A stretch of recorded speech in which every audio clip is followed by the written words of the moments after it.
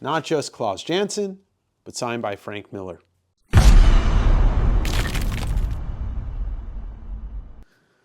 Welcome back to the West Coast Davengers. I'm your host, Dave. This is the greatest comic book channel of all time, and you know it. Today I'm bringing you a collection that I got earlier this year. Wasn't really much to write home about, not like the Get Up Kids, but it is still a fun video to watch, and you get to see the pitfalls of maybe what it's like spending your money on comics that you shouldn't have.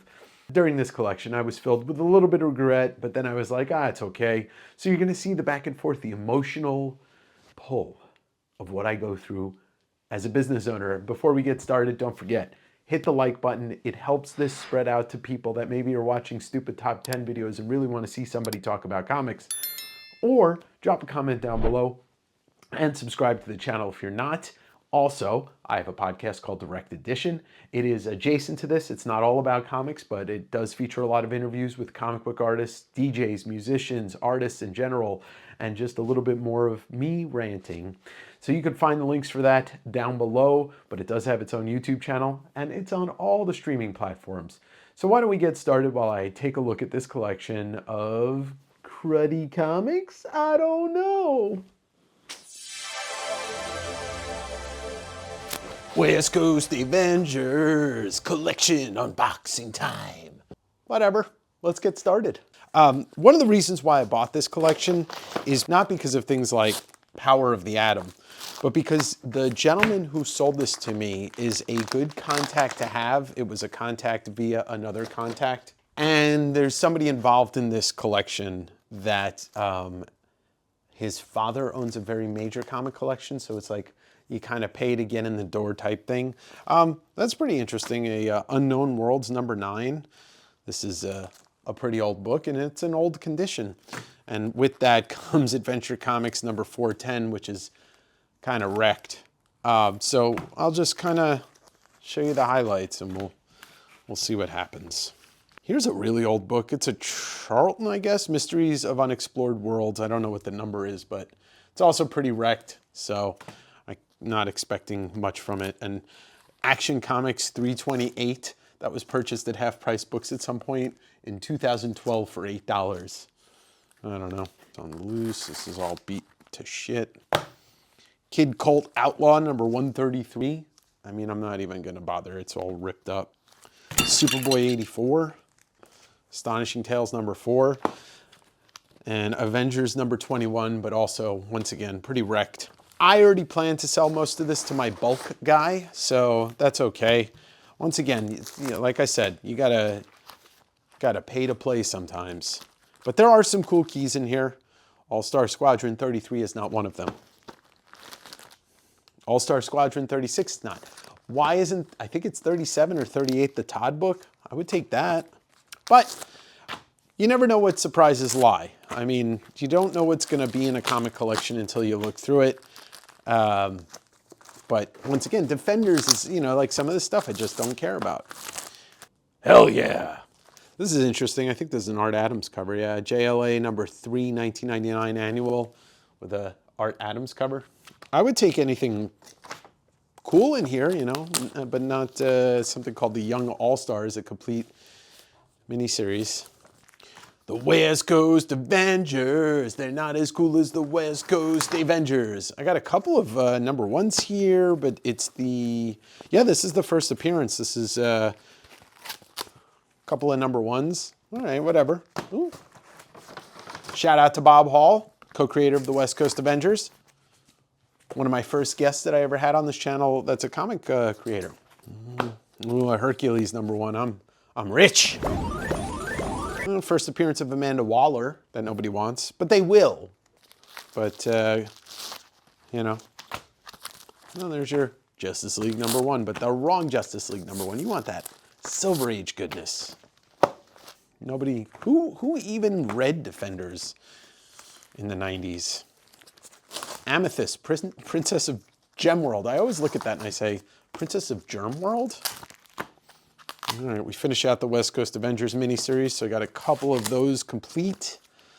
All right, here we go, box #2.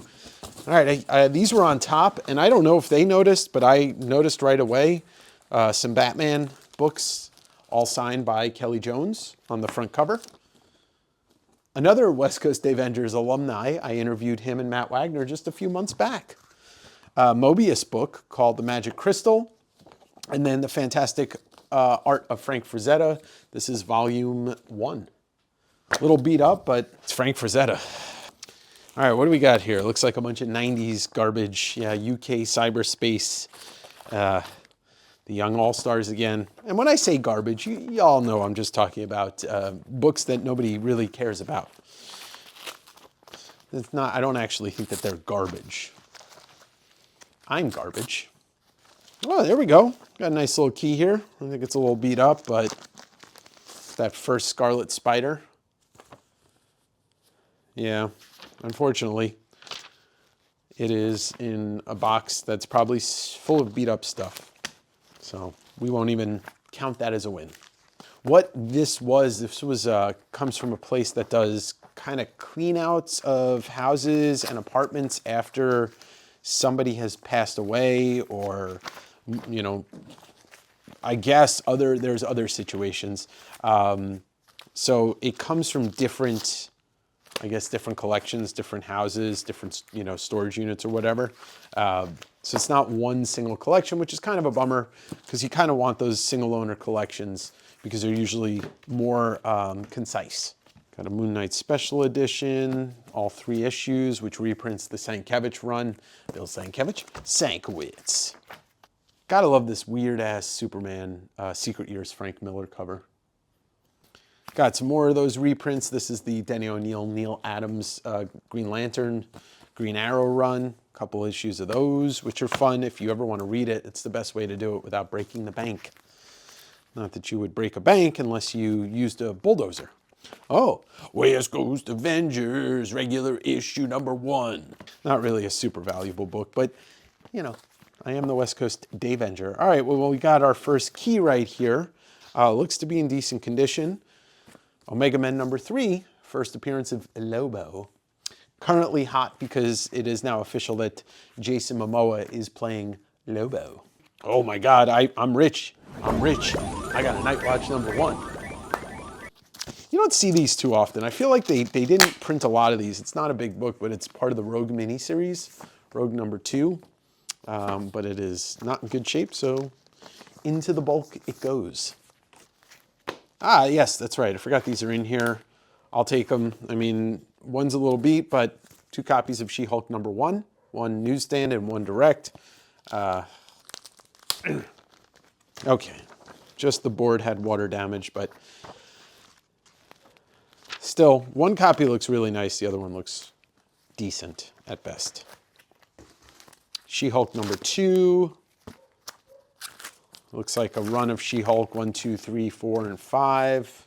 It was a book that people cared about, and then, you know, people got all butthurt because the show, I don't know. I liked the show. I thought it was funny, so I got no complaints. It's all water damaged. Damn. Like I said, I bought this collection in hopes of getting in front of the other collection and to make a contact, just in case this guy finds other, you know, collections when he's doing house cleanouts. So I look at it as just a smart move, you know. Sometimes you got to make those moves. Got to show people you're willing to spend some money. Firestar. Blech. Blech. But these boxes that I'm looking at, these first 2 that I'm looking at, I know are not going to be good. There's good stuff in some of this other boxes, including, well, so you'll see. This is like the stuff that, you know, when somebody's like, oh, I got a great comic collection to show you, and it's all like 90s spec bullshit, but it's like bad spec and it's not good spec. You know, it's not full of Todd or Jim Lee. I will always be happy about any Wizard magazines, and this is a Wizard issue number 69. Nice. I mean, I just like Wizard. It has nothing to do with any value. Oh, hello. Well, we're gonna delete this if I'm wrong. No, I'm wrong. I thought the Eternals 1 was a 30-cent variant, but that's the price of the book. But we got an Eternals. So that actually is a 30-cent variant of Eternals #1. You know, sometimes in the heat of the moment, I forget what I'm talking about, or I kind of forget that that exists. And, well, so it was. So back to the video. A little beat up, but it looks like an entire, I don't know, and it jumps to 4. And it jumps to 7. And then it jumps to 9. But whatever. I mean, somebody's going to want those. I don't think I saw any hints of jewelers. Oh, Crisis on Infinite Earths #1. And right next to it, a Secret Wars #1. Okay. So what these guys did, they were like trying to figure out the value of it. They're not comic guys. And they entered a lot of this stuff into CLZ apparently. And CLZ told them it was a $7,000 worth of comics. And I'm just like, aw, that's cute. But I explained to them, like, first of all, conditions. Second of all, that makes no sense because there's nothing, you know, there's like 5 or 6 really good comics or decent comics, and that's really it. But like I said, it's unexplored. I didn't really dig through everything to see if there was, you know, a collection, this thing that's an amalgamation of a couple of collections. You might find some crazy books sandwiched in between a bunch of like Hulk reprints, which is what I got here. Marvel Superheroes featuring the Incredible Hulk. Doesn't look like there's any Mark Jewelers, but what if there's a Hulk 181 sandwiched in between? A guy can dream, right? Looks like I got a full, no, it's not. It's the first 3 issues of Frank Miller's Ronin. Let's see if we can find the rest of it in here. Omega Men #1. Pulled out a whole Machine Man 4-part miniseries. All right, here's Ronin #4. So hopefully there's a 5 and a 6 to put together a whole set. Oh, maybe I didn't see this. Thanos Quest #1, and it's a newsstand. If you've never read Thanos Quest, oh my God. Jim Starlin and Ron Lim. It's a 2-part story that tells how Thanos gets the Infinity Gems in the Gauntlet, and that leads right into Infinity Gauntlet. All right, there's the rest of Frank Miller's Ronin. Wizard School. Warlocks from Aircell. Lucky is a French, oh, these are like French something or others. I don't even care. It's always cool to get a treasury in a giant freezer bag. Once again, and I'm pretty sure this is another Kirby book. This is Thor treasury. Just check to see if it's signed, which it is not, but still keeping it. And then Superman the movie treasury. Look at that back cover. Chris Reeves. Chris Reeve, not Chris Reeves. He's not multiple. Everybody mistakes it. Everybody says Christopher Reeves. It's Christopher Reeve. All right, let's go with the short box first. We will get back to the video in just a moment, but I do want to say that The Many More Faces of Jack Kirby, the follow-up to my zine that I published last year, The Many Faces of Jack Kirby, is currently available. We are running low on the print run, so if you're interested in a copy, and I know you are, hit up westcoastdavengers.com, shoot me a message. They are $30 shipped anywhere in the US. I do ship internationally, but that's going to cost a little bit extra. And coming up April 5th and 6th is DavengerCon 2025, an online Comic-Con that I host right here that is free for anybody to take part in and join. There's going to be live sellers, there's going to be live drawing, a charity raffle, and special guests from the comic community, including artists that you know and maybe you love. Back to the video. Marvel Spectacular. Oh, the worst. Here it is. Sometimes voted as the worst gimmick cover of all time. My vote goes for, what's it called? The Gem Dude. Great, I can't remember it. But this is Forceworks. Now let's see how it is. Oh, God. It's not even, I think it's like, oh, yeah. Yeah. No, that's somebody else's problem now. Justice League. Ooh. I mean, unfortunately, it looks like this entire box Oh God, yeah, this entire box is Justice League. So I'm not gonna, Eclipso, that's the shitty cover I was thinking of. All right, let's do this long box. And it is facing forward and backwards. So I think this entire box is Iron Man, which is fine because there's definitely some keys in here. But I am going to just try and get through this real quick. As much as we all love Tony Stank, Iron Man doesn't sell. I mean, I even have a tough time selling the Mark Jeweler versions of some of these books, and I've had them. It takes time to sell. People don't want them. Yeah, all right, 2 copies of the first Ghost.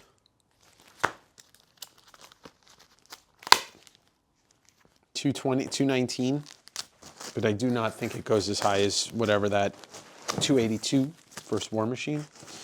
Ooh, in the morning, Tony Stark will be sober. Took him a while, but he got there. There's always that. Not that it's worth much, but it's a good $5 book.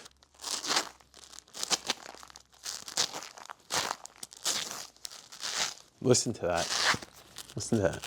Oh, God. Shitty plastic. You know what the funny thing is? I don't think I've ever read more than one Iron Man book. And that was the Demon in a Bottle. That's the only thing I think I've ever read. Have you? Can you suggest a really good storyline? I mean, like, people talk about Armor Wars, but I don't know anybody that says it's great. They just like the concept and the art and all that. Some more in the morning, Tony Stark will be sober. I'll pull one of those out. Always appreciated that cover as a sober person myself. Oh, what do we got? We got 109, which isn't anything, but might actually have a couple of first War Machines in here. 286 is in here, so I don't see why 282 isn't. Iron Man also is just not exciting to me at all. All right, so there, oh. How'd that happen? Whatever. Well, we got second War Machine.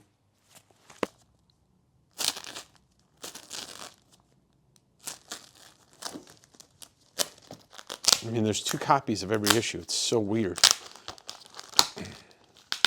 For the most part. I'm gonna be really sour if every book is in here except no War Machines. Like, that's always sus. And these guys didn't seem to fucking care about comics because when they put it into CLZ, it tells you like what the keys are. So why leave some and take one out? That's not that big of a deal. I have a personal vendetta for collections that have Iron Man because the only time I ever felt like I bought a shitty collection was the one time that was a long box of Iron Man. But in that was a Demon in the Bottle Mark Jewelers, which ended up selling for a bunch of money and helped me recoup. All right, so I knew these were in here, so that's good. We've got 2 copies of Demon in a Bottle, issue 127, or sorry, 128, and they look okay. It's weird because there are newsstands and directs, and like this person was obviously just buying multiple copies, but you know. Oh, there's the Doom Quest. It's beat, but there's that.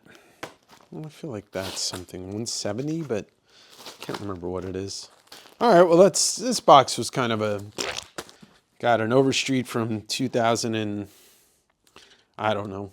It's the 36th edition. It's got this cool George Perez Wonder Woman cover, but that's going into bulk. All right, what do we got in this box? This one's kind of I don't think I really looked through this. Oh, the Eric Larson Doom Patrol era, which is cool because Eric Larson's cool, but, you know, it's not something I care about too much. Thunderbolts #1 that's beat to shit. Illuminati trade paperback. It can go in a $5 round. Twisted Tales #1, gotta love it. Some Corbin goodness. Is that another Eric Larson cover? Yeah, Doom Patrol Special. Eric Larson wraparound cover. Let's see, we got some Invaders, but I don't think there's Invaders 15. Beat to shit. And there's another copy of 15, which looks to be interesting. I think it's a Whitman. Uh-oh. Deathstroke the Terminator. Ugh. There's a really old Roadrunner Wile E. Coyote, but it's so beat I don't really care about it. Some late period Silver Surfer. I'll fucking beat the shit. Oh, there we go. 2 copies of Invaders #1. All right. So everything else is just beat to fuck.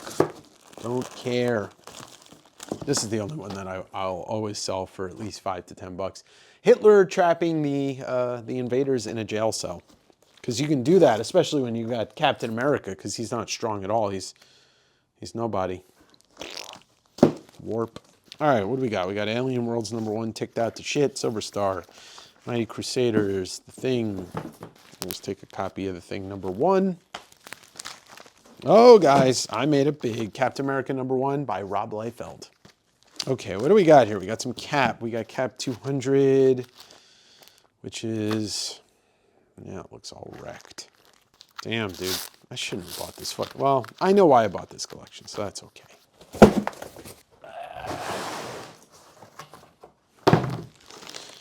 All right, last box. There is a lot of Daredevil in here, which is good. There's some good stuff. Hopefully it's in good condition. You know, that was one of the things I was like, oh, I'll give you, I paid $500 for these. And it was kind of like, just, you know, I'm not even going to look at the condition of most of the stuff. And I don't really care. Like I said, the end goal for this is to get in front of the big collection. You know, you gotta show a gesture of good faith, if you want to call it that. So we're heading towards the end, this last box. But let's see if I, see something that I didn't notice the first time. Some Electro Assassin. Ooh, you gotta love Electro Assassin #1. So many Fantastic Four reprints in here. All right, so we're getting into the Daredevil. We've got 179, Frank Miller. We've got 183.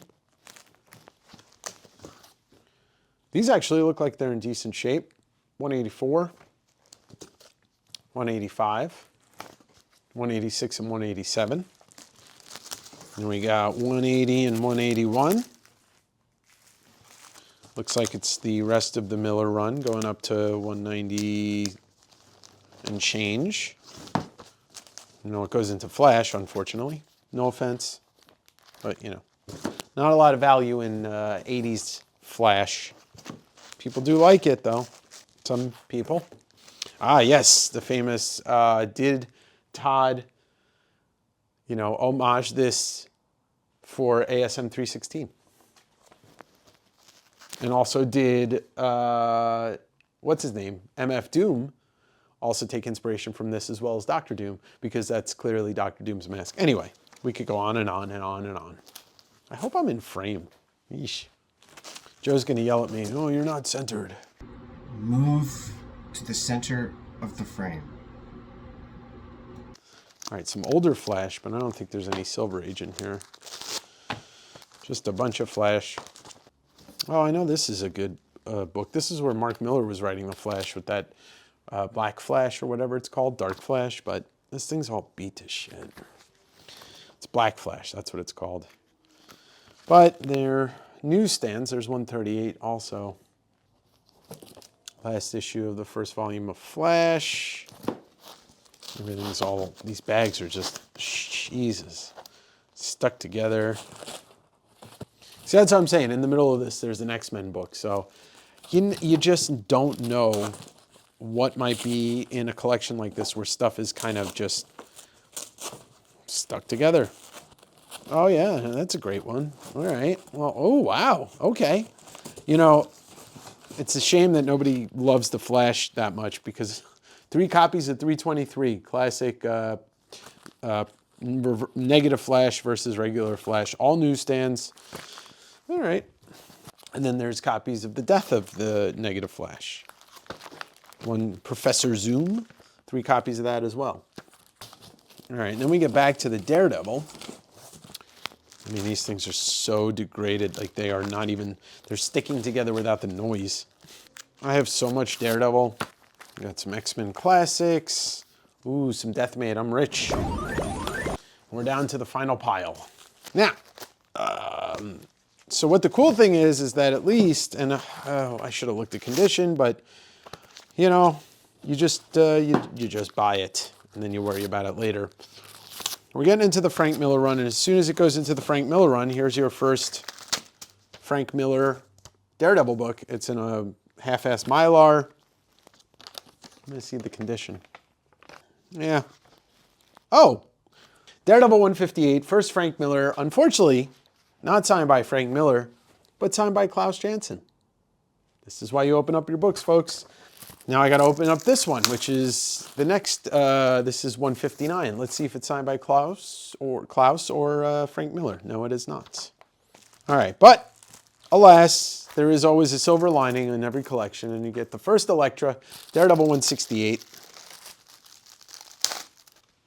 Ah. It's probably about a 7.0, and also signed by Klaus Janson. So I'm starting to think that maybe the key books in here might be signed by Klaus Janson. You know, seems to be a pattern, right? And that'll be the end of the collection, but I'll see if there's anything else in here that was in like a nice, you know, bag and board or whatever, and maybe they'll be signed. But honestly, this, like I said, a lot of you are like, oh, it's a shit collection.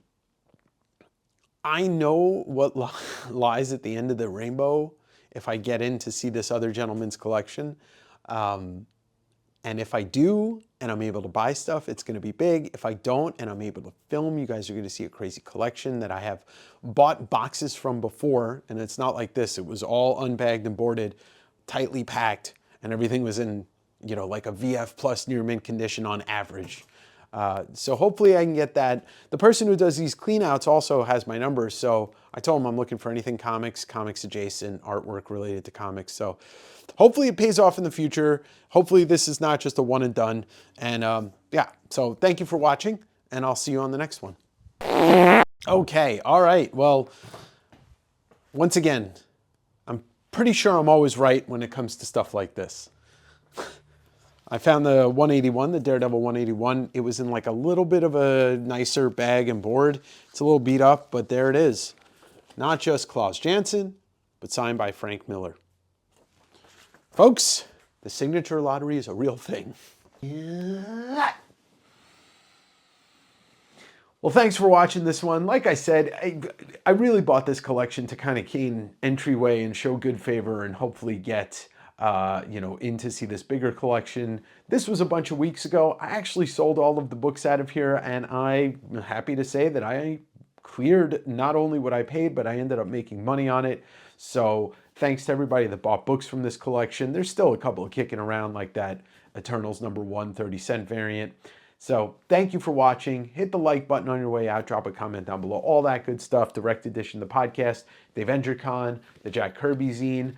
Thank you really from the bottom of my heart for watching these videos. Without you, I would not be able to do all of this. Have a great day. Bye. And I'm back. Bye. And I'm back. Oh, I'm dizzy.